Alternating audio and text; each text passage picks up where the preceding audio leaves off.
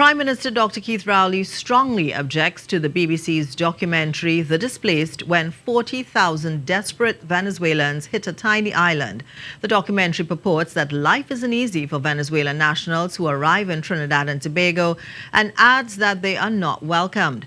Dr. Rowley responded to the 14-minute-long documentary during a media conference today on his return from Washington, D.C.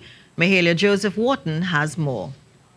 In the BBC's documentary The Displaced, it said that 40,000 Venezuelans are currently living in Trinidad and Tobago and only 16,000 of them were registered. It claimed that the country made no moves to register the other 24,000.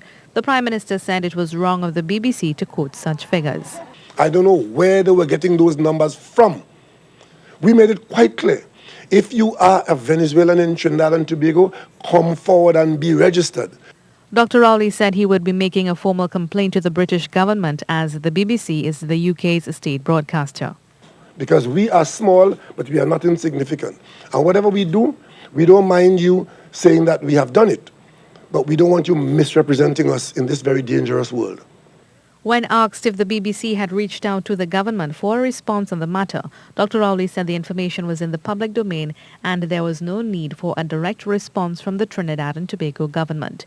He made it clear that the government does not have a communication problem. This particular issue was so publicly ventilated, but we don't all agree on the same thing. So because you don't agree, doesn't mean that you should go out and misrepresent the facts.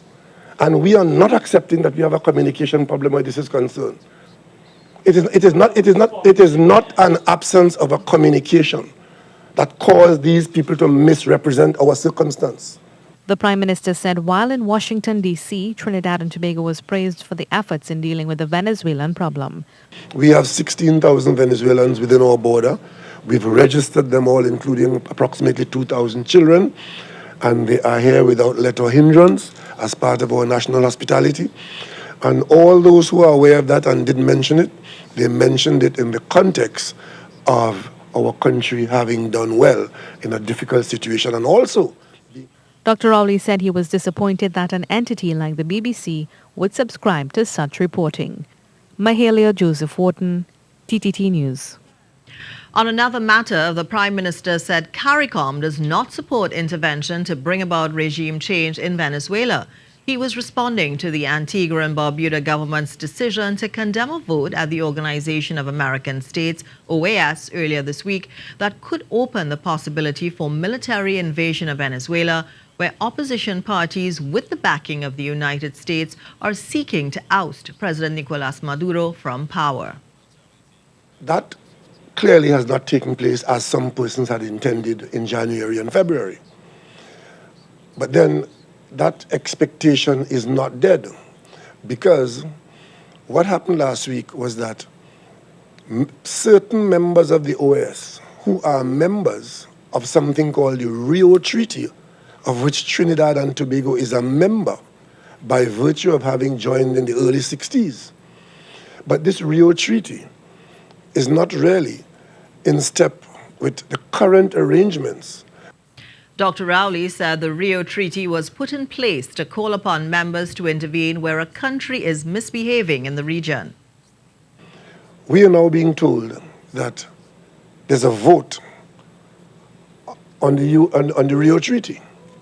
So what had not happened in January or February is now to appear before us again in the context of the Rio Treaty, when a significant number of members of the OAS, particularly CARICOM members, are not members of the Rio Treaty. Trinidad and Tobago abstained from the vote, and there were also abstentions from some South American countries. CARICOM countries have long called for non-interference in the internal affairs of Venezuela and have not supported any military invasion of the South American country.